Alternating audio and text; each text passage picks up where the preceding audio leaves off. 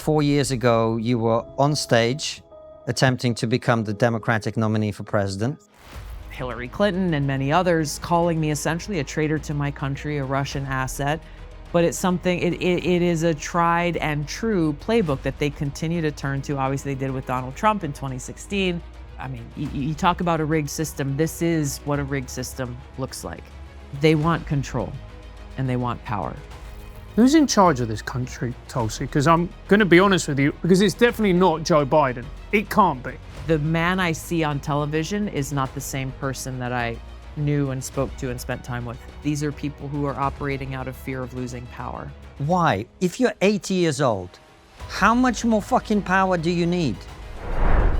Tulsi Gabbard, welcome to TRIGGERnometry. Finally. It's a real pleasure to have you on the show. I'm so grateful. I've heard about you guys so much. I met you, Francis, a few months, 6 months ago, maybe? Yeah, indeed. We met at the mothership. At the comedy mothership? Yeah. It was great. So let's get straight to it. 4 years ago, you were on stage attempting to become the Democratic nominee for president. Yes. You dropped out, you endorsed Joe Biden.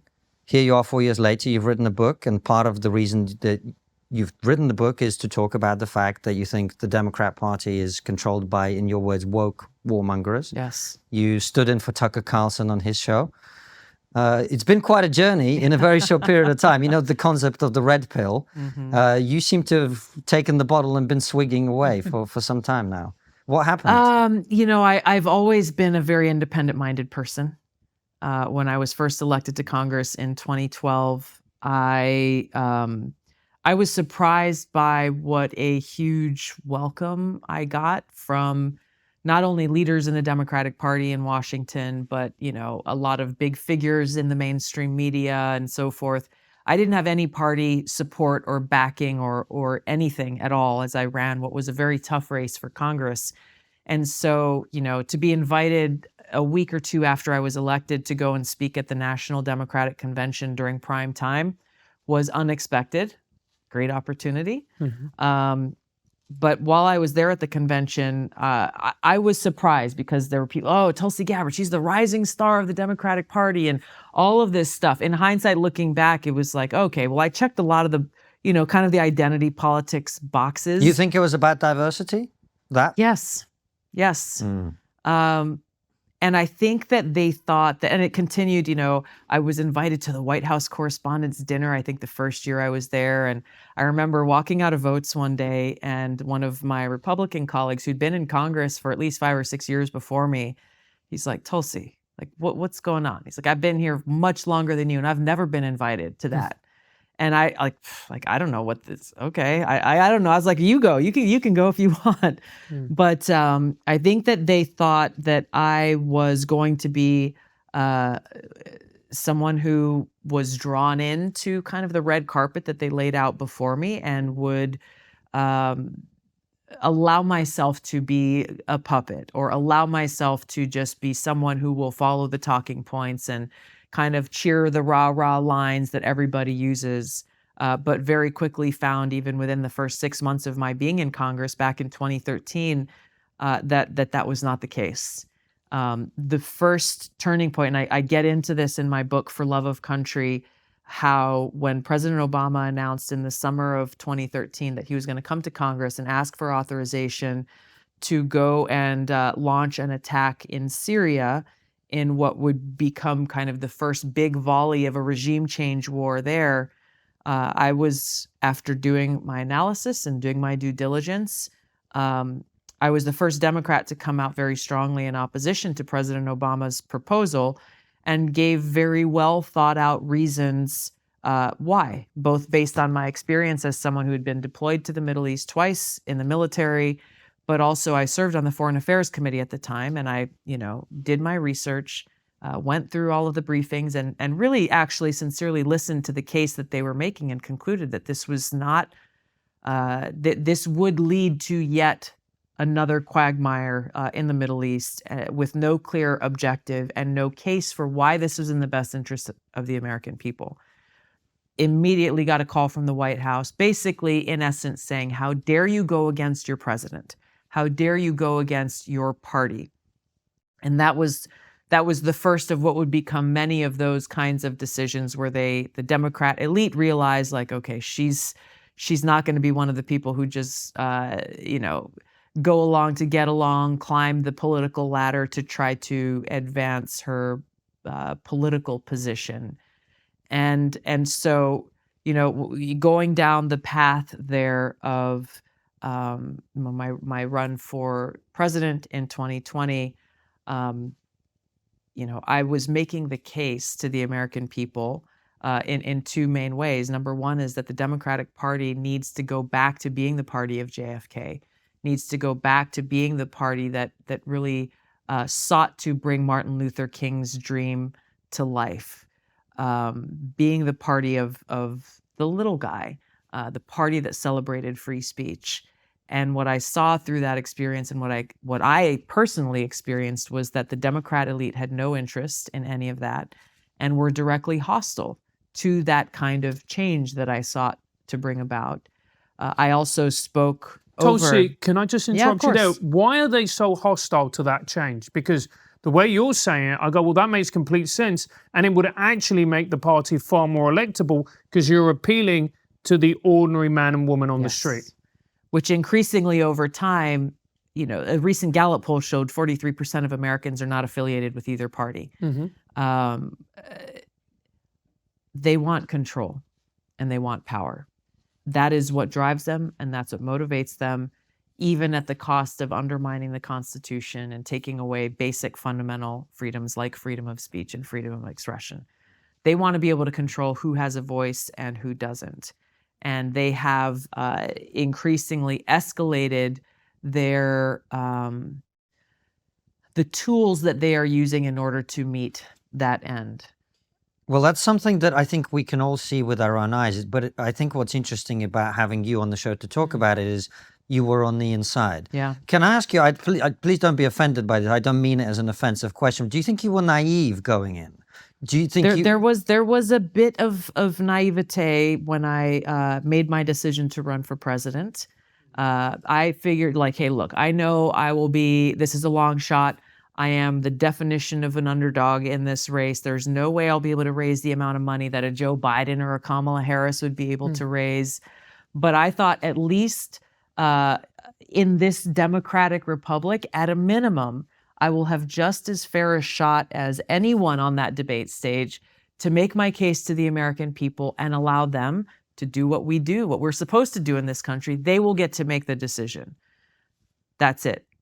That I discovered that to be a false assumption the day I announced my candidacy. The very day I announced my candidacy, as I was walking up on the stage to make that announcement in Hawaii, NBCnews.com put out a smear piece on me, started planting the seeds of suspicion and doubt, like, oh, there's something weird going on with Tulsi Gabbard. The Russians are really interested in her. And this, of course, became something that was a common refrain, not only for me, with Hillary Clinton and many others calling me essentially a traitor to my country, a Russian asset, but it's something, it is a tried and true playbook that they continue to turn to. Obviously, they did it with Donald Trump in 2016. They do it with Tucker Carlson. They do it with Bobby Kennedy. They do it with anyone who they deem as a political threat. And so what I saw throughout that experience on the debate stage, for example, it happened the first debate and in every debate after that. On average, in a 2-hour-long debate, I got about 6 minutes of speaking time. And it didn't matter that after that first debate, I was the most searched candidate of the night, which is what I had hoped for. The same happened again with the second debate. Nothing changed. It just got worse ultimately. So not only limiting the exposure of different Democratic candidates to voters through limited time on the debate stage, but actually working in a concerted way with big tech and the big mainstream propaganda media to control what information voters saw about the candidates that were running in that election, really revealing in real time.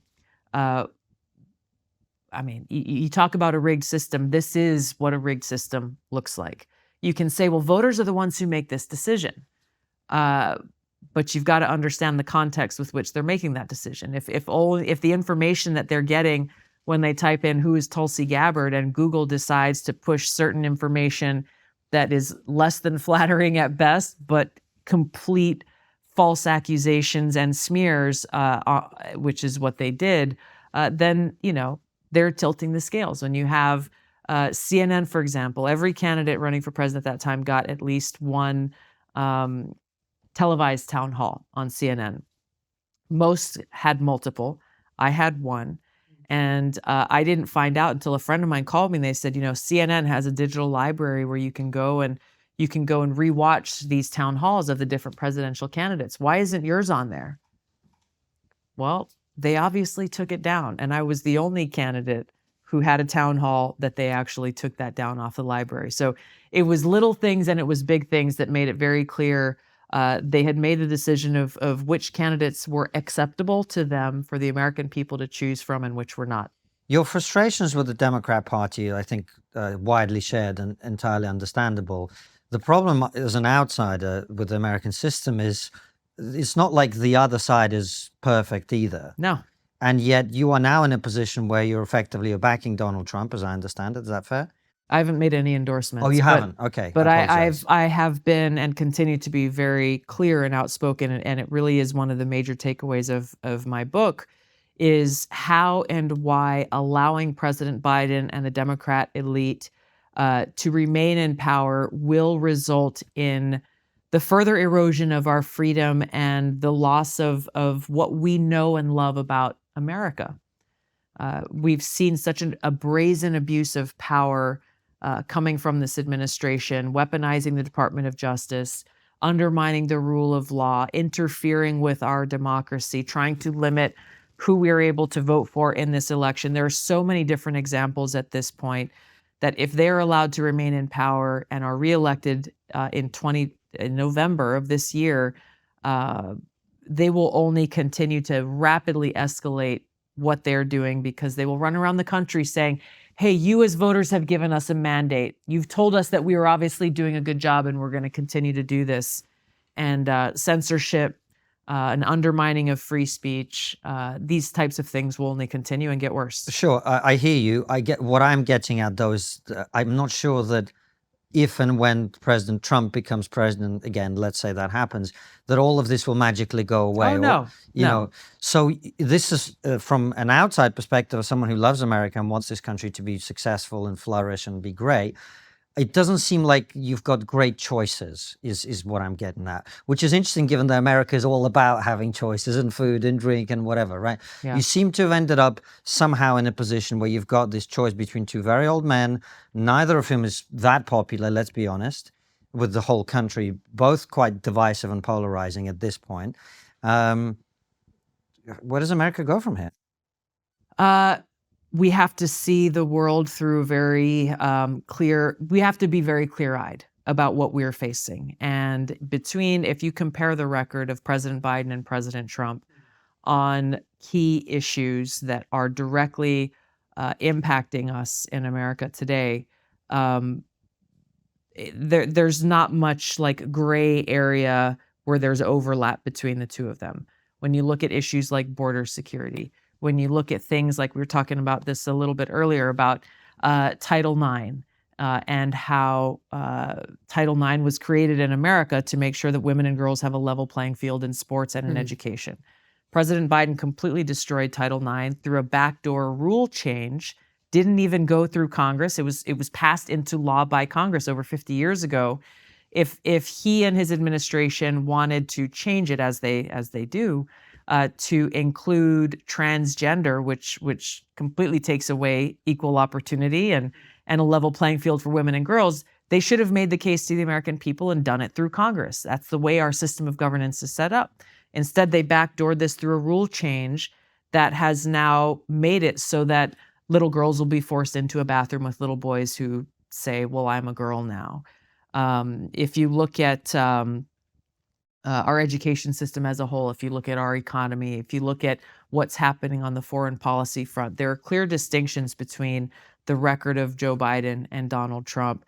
And so that's where in my book I encourage people to be very clear-eyed about the consequences of many of these policies that are, that are undermining our security, our freedom, and the rule of law in our country, and make a decision accordingly.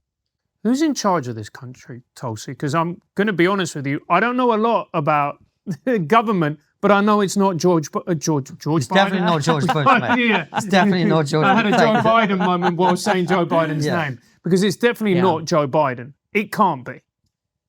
You know, he is surrounded by people who are alumni of President Obama's administration and alumni of Hillary Clinton from when she was Secretary of State, and obviously her campaign. He is claiming, and his record is being touted as quote unquote the most progressive presidency in our country's history. You know, there are clearly some cognitive challenges that Joe Biden puts on display, but I refuse to remove responsibility from him because he is the president of the United States. Have you met him? I know him. Yeah. You know him? Yeah. I've known him for Can I ask many you years. a very unpleasant question to ask about some? I always have a tremendous amount of respect for older people, and it's never something I enjoy talking about. But when someone's running a country, you kind of have to and ask. who wants to continue running the country. Correct. Yes. When we see cognitive issues in the Yeah. media, it's a 15-second clip. I don't Yeah. know what the hell is going Yeah. on. Maybe I don't know. Yeah. Are those issues real? The cognitive So I have not decline. met with him or had a conversation with him since he was elected as president. So that's the truth. I saw him many times, obviously, and had many conversations with him through that 2020 presidential campaign. We were often in the same places. And the man I see on television is not the same person that I knew and spoke to and spent time with in 2020 or the years prior to that. Because we look at that.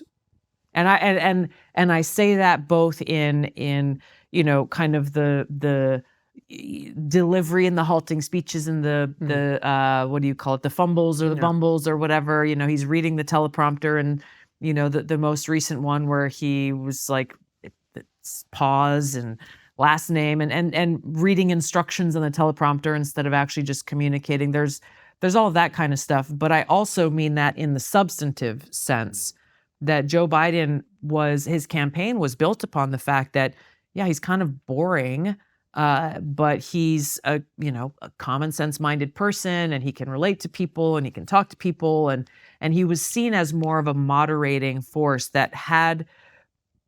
he was touted as the guy who could bring the country together and heal the divisive wounds that existed in the country. He has not done that. He has done the exact opposite of that, almost from the very day that he took office. So it's in both senses, and this is why I refuse to let him get away with just like, oh, well, he's just old. He is responsible for those he has chosen to surround himself with, and for the decisions he has made and the policies that he is pushing in this country that are bad for our country and our democracy. I quite agree with you. And for somebody who is not an American, to see Joe Biden speaking, look, some people, people make jokes. I personally find it terrifying. This is the most powerful country in the world.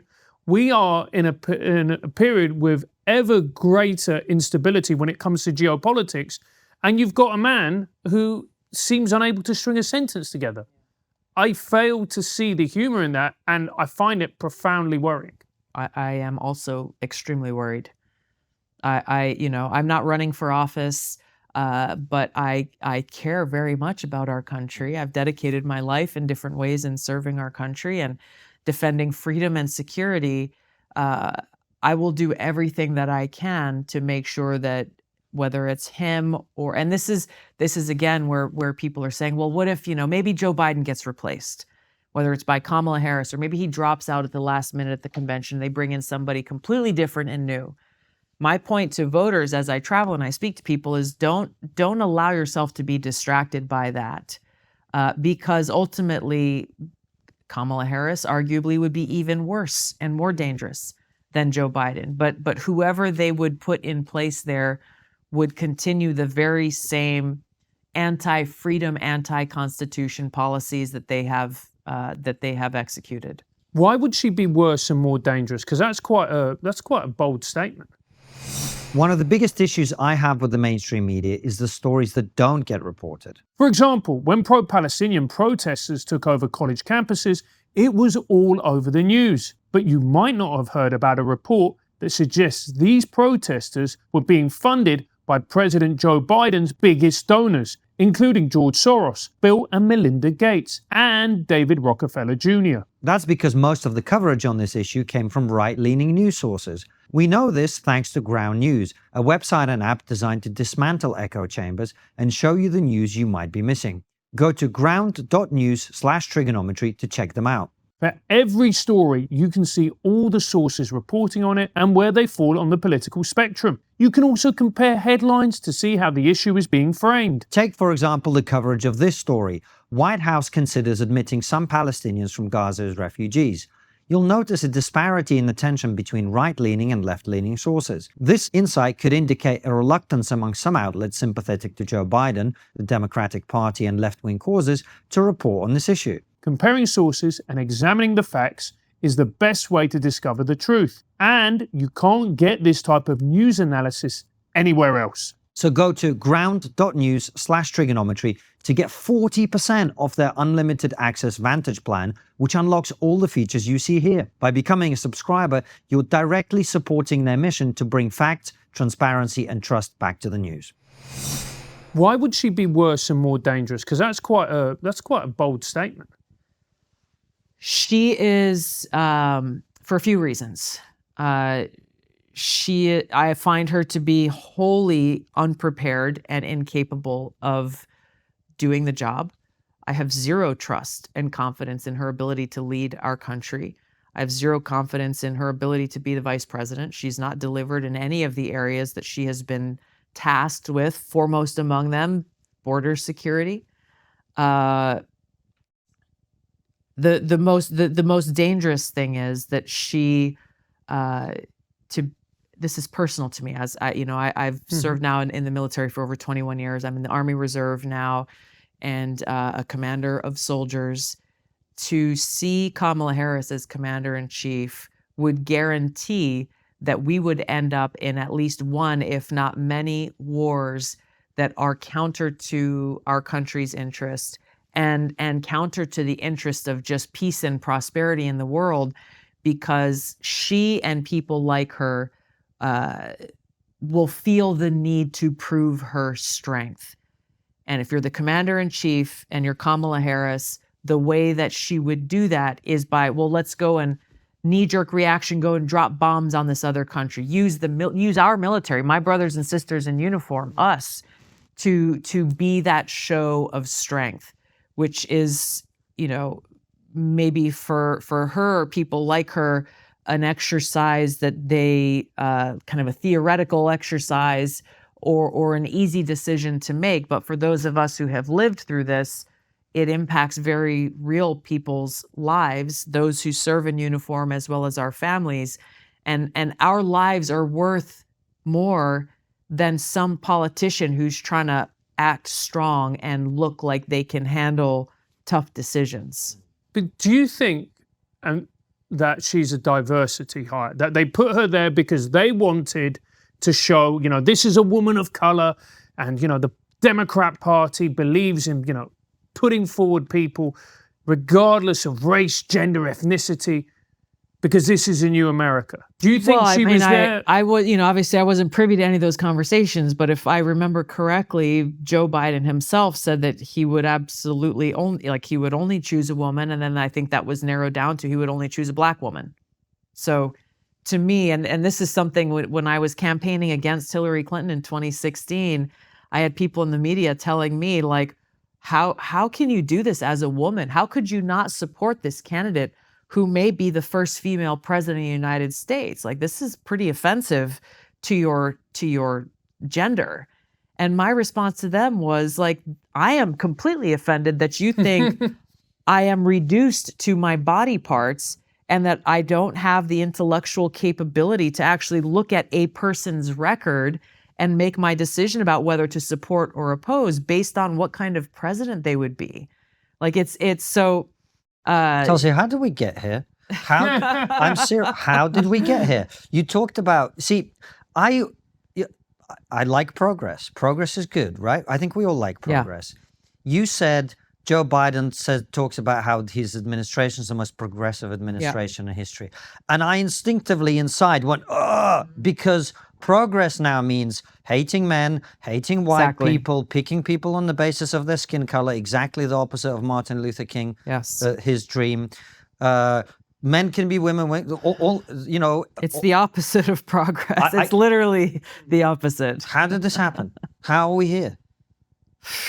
You know, it's people in leadership positions who operate from a place of fear rather than a place of strength that is grounded in the founding principles of our country and the examples that have been set forward by people like Martin Luther King.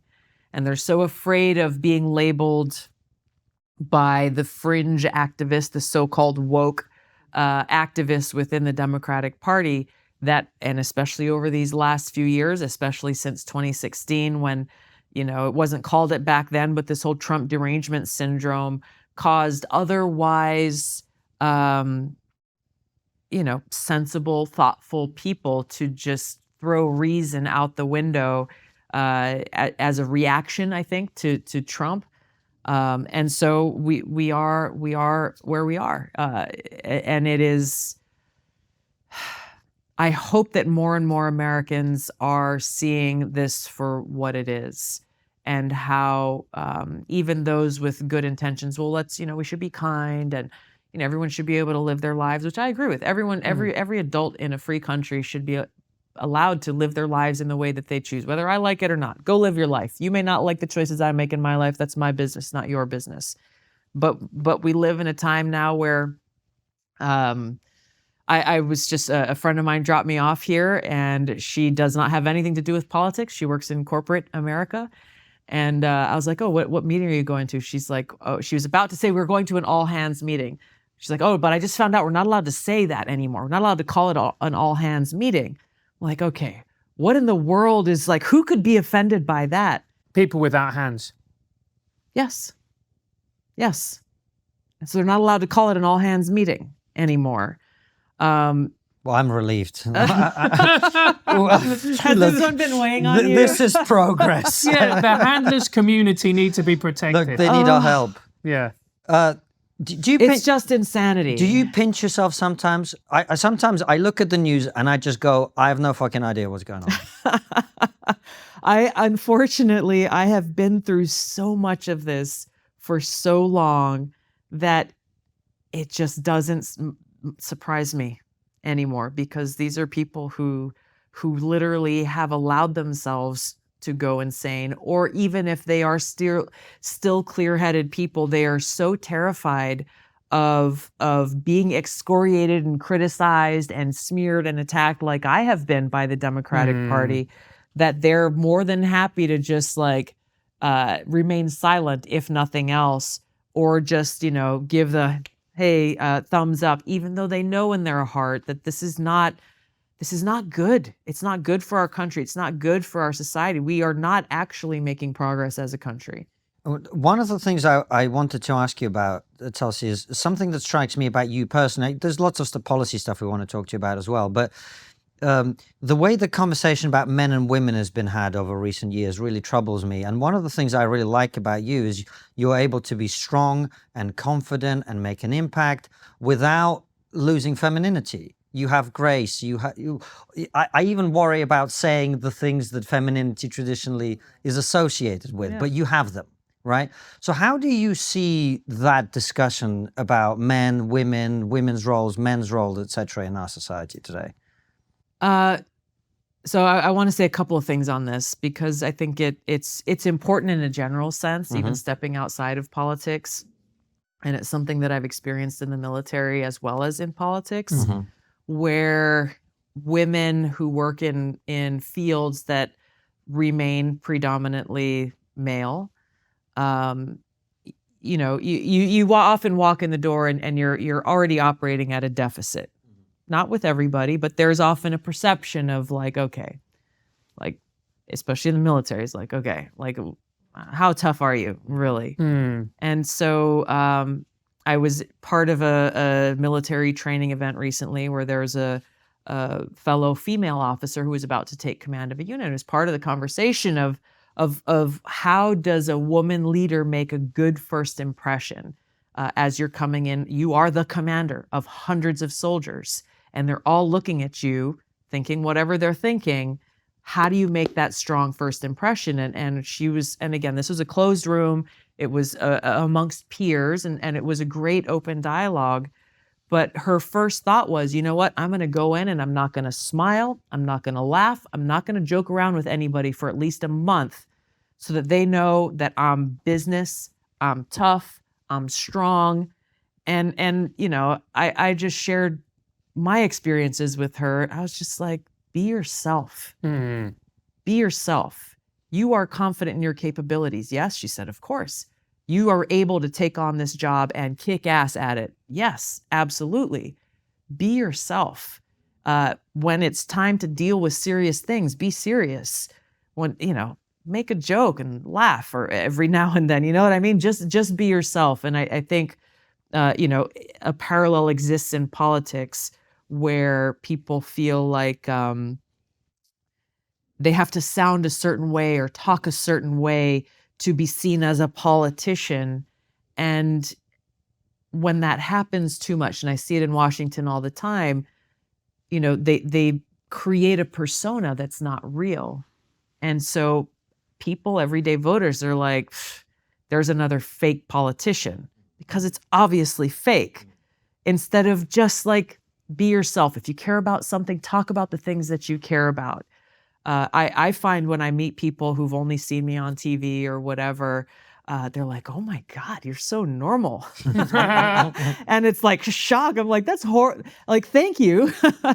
But it's unfortunate that it's like the exception rather than the norm. And, my strength comes from my groundedness in my purpose in life, and not having any doubt about who I am and why I'm doing what I'm doing, and not feeling the need to try to create something that's not there.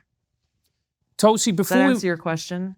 It answers part of it. Okay. I guess I also wanted to hear a little bit more about the relationship between men and women at societal level, Yeah. the way we talk about that, the way we talk about the roles of men and women. And, I know you've talked openly about how wokeness is anti-white, but I also think I'm not some men's rights, blah, blah, blah. I'm worried about the fact that men and women are being encouraged to be disconnected from each other. The men and women are encouraged to see each other as enemies instead of people working together that's real. for that's what I think you're uniquely placed to talk about that. That's why I'm asking. I think that what we're seeing in our country here is we are being divided on many fronts, and this is one of them. Now is a time where I see an opportunity for men and women to come together around the basic objective truth of our biological differences. And not that one is strong and one is weak, is we are unique and different biologically, and that is a fact. And if we can't stand together around that, then I don't really know what to say. I can just things evolve and things change, and the culture changes, and the way people perceive each other changes. From my personal experience, I was fourth of 5 kids. I am the fourth of 5 kids. I have 3 older brothers and a younger sister. And I'm grateful to my parents for so many things, but there was never any like predisposition or limits of like, oh, your brothers can do this, but you girls can't do that. My younger sister and I. And so, for example, when I went and shipped off to basic training, for example, for the Army, I went in and I'm just like, every challenge that we got, whether it's a physical challenge or shooting challenge or whatever it was, like my thing is, if I'm going to do it, I'm going to do my best, and I will try to be excellent at everything I do. And it was not like I want to be the best female soldier here. Like, no, of course I want to be the best, not because I want the spotlight for any reason, but why, if you're going to do something, don't be half-assed about it. And so I'm just grateful that I was not brought up with some kind of artificial sense of like, well, you're a woman, so you have to do this, and only men can do that. But also showing my capabilities through my actions, and not standing on a soapbox saying like, I'm a woman, you have to listen to me because I'm a woman. Like, no, listen to me because I got something important to tell you. I hope that we as a society can move more in the direction, just like Martin Luther King talked about, seeing beyond our race, see beyond our gender and our sex, and value each other as humans, and make that judgment based on character and how we live our lives and the choices that we make. Tulsi, it seems to me that a lot of this stuff, obviously it comes from the universities, but it's endorsed by the elites. And you talk about the elites of the Democratic Party. And I know there's going to be lots of people who are watching and listening to this and going, I hear that term all the time. What does that mean? Yeah. And why can't they be challenged? Yeah, it's a good question. And I'm in my book, I was very intentional in using the term Democrat elite versus the Democrats, because first of all, I think casting judgment on any group of people is always a dangerous thing, because it's not, unless they're white men. I will even stand up for the white man because they're not all the same. Yeah. You know what I mean? Right. On that front, I grew up in Hawaii, where it may be the only state, or if not one of the few, where quote unquote Caucasian or white people are actually the minority. So it's, the whole race thing is just, again, it's another wedge that's used, that's used to divide us. But casting that judgment, there are a lot of Democrats like me who are frustrated with the Democratic Party and who have either already left or who are just feeling like, man, I don't know if there's any hope in this party given what we're seeing today. The Democrat elite are who I hold responsible for their policies, because they are either the ones creating the policies, executing the policies, or helping to propagate these narratives that are dividing our country and undermining the foundational fabric that makes us who we are. And yes, they are elected politicians. They are unelected bureaucrats who hold administrative positions in our government. They are many of the talking heads that you might see on some news channels or cable or broadcast television. They are people within, the Googles and the Metas who are carrying out and acting as a tool for the policies and the narratives that the Democrat elite are pushing in our country. They are the George Soroses of the world, those who are funding and pushing these kinds of changes that are so-called progressive changes, but that are actually counterproductive to the well-being and interests of the American people. And so there will be people as well going, how in charge is Joe Biden? How in charge is Kamala Harris? Are these people who have their own ideas and are implementing them in the world? Or is it the fact that they are simply doing the bidding of the elite of the Democratic Party? Without living in their minds, knowing what I know is these are people who are operating out of fear of losing power.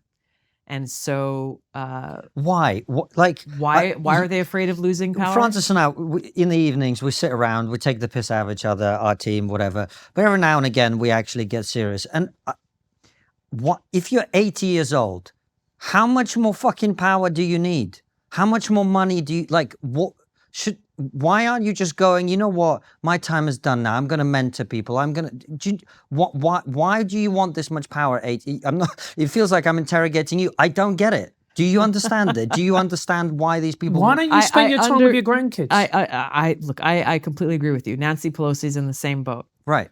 We heard over and over when I was in Congress, like, oh, she's only staying here because none of you have what it takes to step up to the plate. She would much rather be in San Francisco with her grandkids and relaxing and spending time with her family. We heard this from her and her kids, her daughters, who are very much involved with politics. So now she's no longer speaker, and she's running for re-election again, and she's in exactly the same boat. Joe Biden is somebody who's always wanted to be president for his entire time. He was in Congress and the Senate for decades. And obviously he ran for president before. Now he's there. You really think he's going to give that up willingly?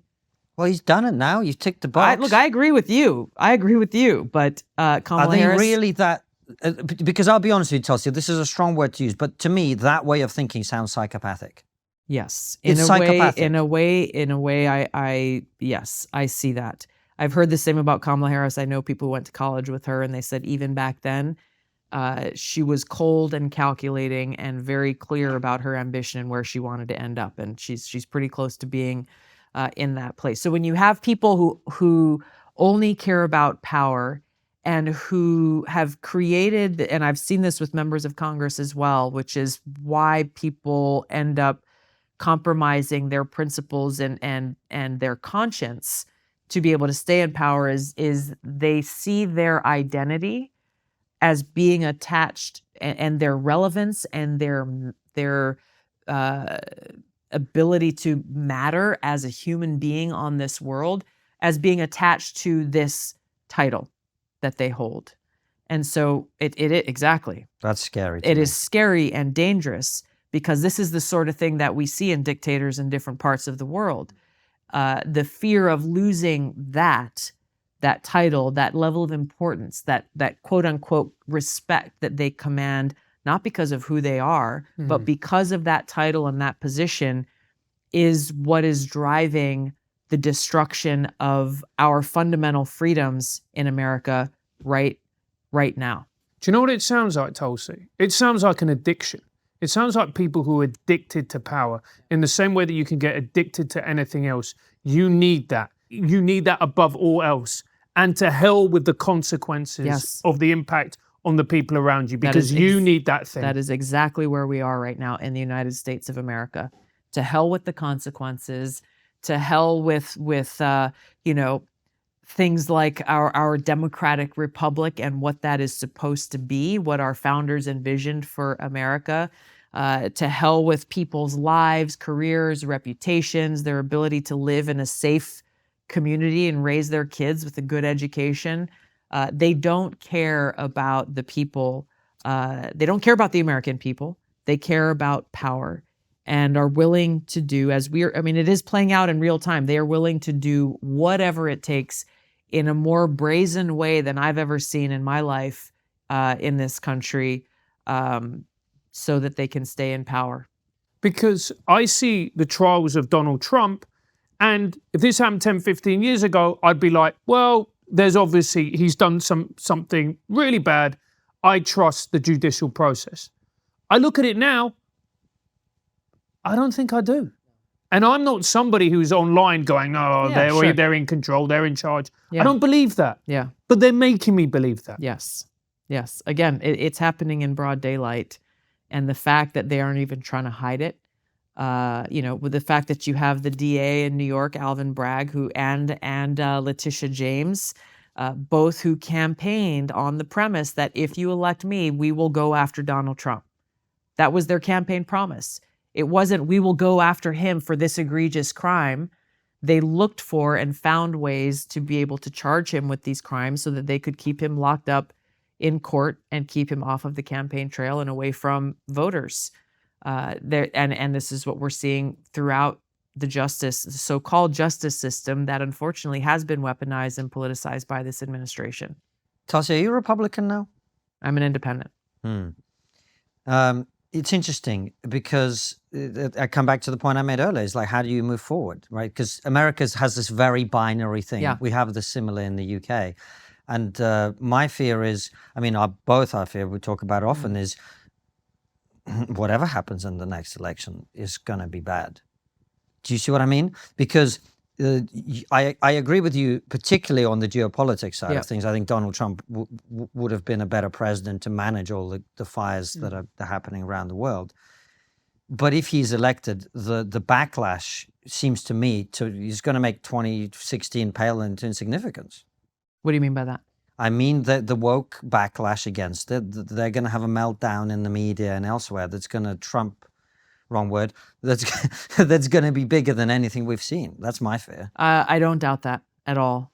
But I think that there are more people now who are seeing those kinds of meltdowns for what they are, and who have maybe had their eyes opened about what this woke administration, the Biden administration, has actually done to people in their lives and their families and their communities, people who don't pay attention to politics at all. I see, moms rising up in different states in the country, starting their own, like starting with a small group of moms who've never done anything in politics, but recognizing like, I got to do something about this for my kids.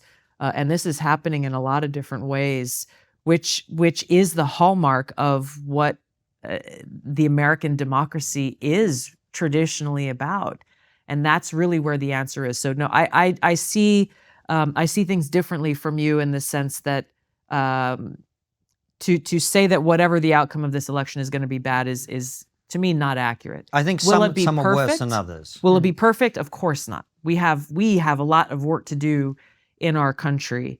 I've stated the devastating outcome if President Biden or the Democratic leader are allowed to remain in charge. If President Trump is elected, certainly there will be a course correct on many fronts. Certainly there will be the Trump derangement syndrome will go to another level. But I think that there are more Americans who maybe would never have considered voting for Trump in the past, who now are looking at like, I'm a small business owner, and President Biden wants to raise the capital gains tax by 44%. Not only on what you've sold, but on your assets that you hold. Like most small business owners will be completely driven out of business by that.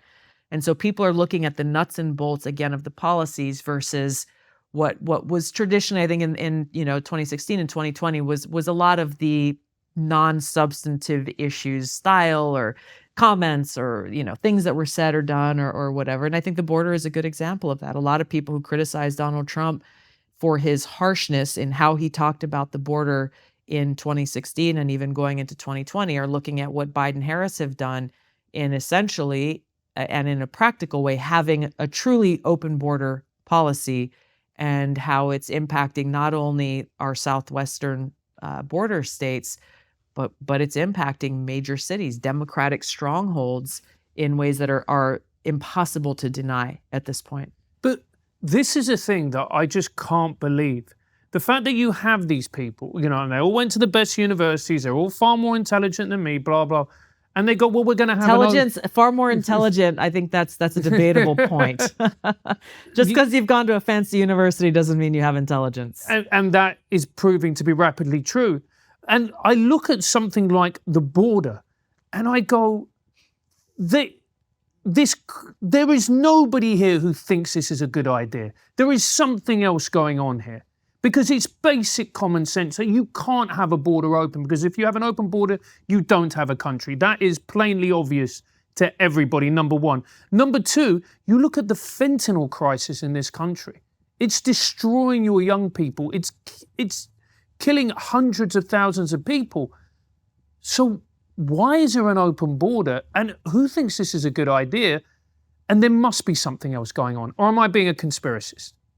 You're not, but there are people who think it's a good idea. If you listen to the rhetoric coming from the AOCs of Congress, she's not alone. She's not alone in her view that essentially the border should be open, that no one should get deported. She does not share the view that without borders we have no country. There are people who really truly believe that we should be an open border country that welcomes anyone and everyone who's escaping suffering or seeking a better life in America. There are people who I would say a very large chunk of Democrats in Congress who are unwilling to fix our broken immigration system because they really believe in open borders. they can't answer back to the very real security challenges, economic challenges, social challenges that we're dealing with because of those open border policies. But the motivation, I think, is I think you can put them in two broad categories. One, there is certainly a political motive. You're not a conspiracy theorist to believe that, the Democratic Party has traditionally been a party of immigrants. And so they would assume that the more immigrants that they let into the country illegally at some point will be allowed to vote. And they are pushing in some states and cities to allow them to vote, even though they are here in this country illegally. And then there's also, even for those Democrats who recognize the problem with open borders, they've painted themselves into a corner because of their backlash against Donald Trump calling for securing the border, in that they have made it so that if you are for a secure border and against illegal immigration, you are racist. And I saw that on the 2020 presidential debate. That was how different candidates were cast. And so, I supported a secure border and, finding the means of security that actually make the most sense at a practical level.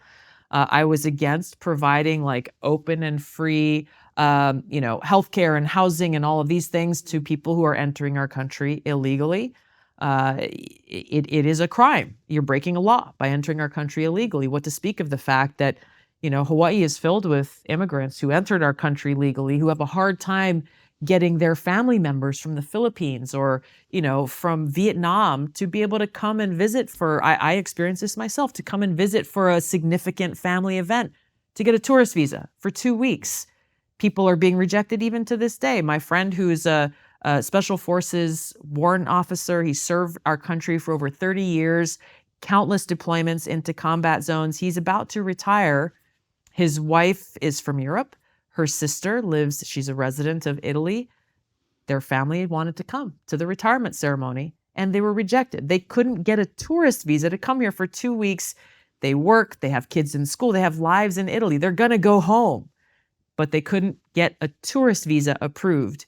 And yet, if they flew to Tijuana today, they could easily walk across the border and be here in a heartbeat. We have exactly the same thing in the UK. And I'm first generation immigrant myself. My mother couldn't come and see her grandson who had just been born, while we have tens of thousands of people streaming into the country illegally. It boggles the mind, doesn't it? Yeah. And also as well, it's this idea of, the party of immigrants. My mother is Venezuelan. I'm sure if you ask every Venezuelan in this country who is legal, who had to flee because of the horrific policies of Chavez and Maduro, they would not want people to come to this country illegally. That's right. That's right. Tulsi, there's one other issue we wanted to talk about, and it's probably the only issue that we truly disagree on, although maybe we'll find out that we don't, I don't know, which is Ukraine. I understand, given your experiences, why you would be generally very keen for us to avoid war, and I am too. The thing that I wanted to ask you is, why do you think there's a war in Ukraine? In fact, let's just start with that. Why do you think there's a war in Ukraine happening right now? Well, you look at the triggering event of Putin's invasion into Ukraine, but you also have to look at the history of NATO and incursion and the expansion of NATO that played a very real factor in that taking place.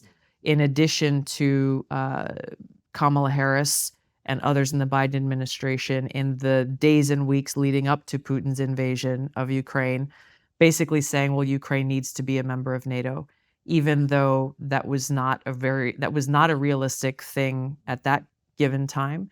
And there were many NATO members who were very strongly opposed to that idea. And so where do you the think war kicked off? That makes sense. And look, by the way, I don't think anyone sensible would deny that NATO expansion is a provocation to Russia. Yes. I think this is undeniable to some extent. I suppose the question is, where do you think NATO should have stopped expanding? Oh, because this is a question people never answer. So if you look back to the fall of the Soviet Union, when I believe it was Russia said like, hey, we would like to join NATO. I think that was a pivotal moment where I think it was Bill Clinton who said no at that time. First he said yes, and then he came back and he said no. But when we look at what was the reason to oppose Russia's joining NATO at that time, there was clearly a decision that had to be made. Well, at that point, follow the Soviet Union. Why should NATO still exist? They needed someone to be the bad guy. And so even though there were overtures at that time or direct requests by Russia to be able to join this North Atlantic Treaty Organization and was rejected, every increment of the expansion at that point was a further statement, I suppose, that, well, NATO needs an enemy and Russia is the enemy. Okay. Here's what I would say. I think that the reason Russia wasn't allowed into NATO is much more the United States' concerns about dominance of NATO. In other words, being in charge. If you have another large country with a huge nuclear arsenal, that upsets the balance. The reason I ask you the question is this. I'm very familiar with the Mearsheimer argument about NATO expansion, etc. Given what I understand Russia's geopolitical ambitions to be, which is to secure its western flank as much as possible, Russia always expands westwards when it can, because we don't need to get into why exactly, economics and geography, etc. So if NATO wasn't incorporating Latvia, Estonia, Lithuania, all these countries that are terrified of Russian westwards expansion, and they have been for historical reasons. They've always been invaded over and over and over. The question to me is, if NATO hadn't expanded or disbanded, which is what some people are advocating, where would Russian tanks be today? Or what part of the world would Russia control? And it seems to me incredibly naive to think that they would have just said, "Oh, okay, we've split up the Soviet Union, we'll just leave it as is." Do you see what I'm saying? I hear you, but I think that it's an impossible hypothesis to prove one way or the other. I'm sure that historians on both sides of this point could argue and make credible arguments about what would have or could have happened.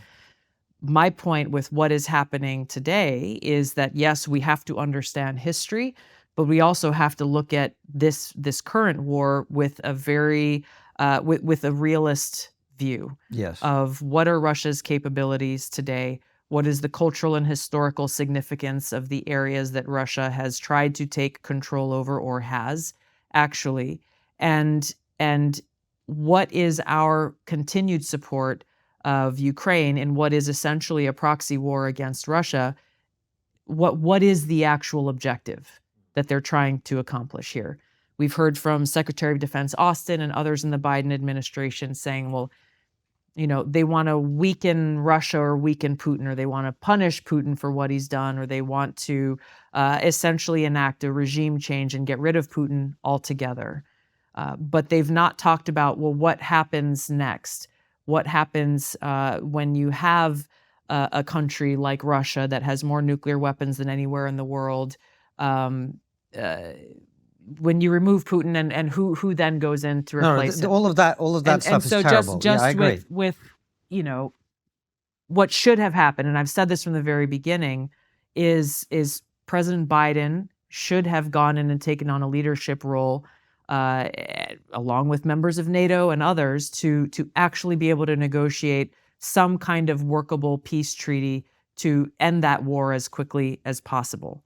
And I find it unconscionable that not only did that not happen, but that other countries who have come in and actually brought parties together to the table, that the president has stood in the way of that progress. So as we look at every tranche of billions of dollars that is sent to Ukraine, this most recent one, you'll hear that, Ukraine will lose unless we give them this money, but we have no idea how long they can hold the line. No one has been able to define, well, what does a quote unquote win look like? At what point? Is this just another war of attrition that the United States and others are going to keep funding until what point? What about the Ukraine? I have friends in Ukraine. I've been there many times. Me too. And it is the Ukrainian people who are paying the price for this.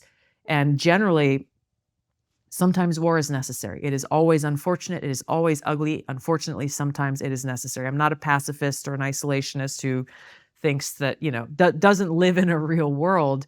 But I truly believe that all diplomatic efforts need to be exhausted before we go and pursue the path of war. And if we pursue the path of war, there has to be very clearly defined objectives and a definition of what we are trying to accomplish. What is a win that is based on reality, not based on some fantasy that will never actually be possible? Yeah, I agree with almost everything you're saying, actually, in terms of that. And the money that has just been sent, it's not going to make any difference. It won't. We both know that.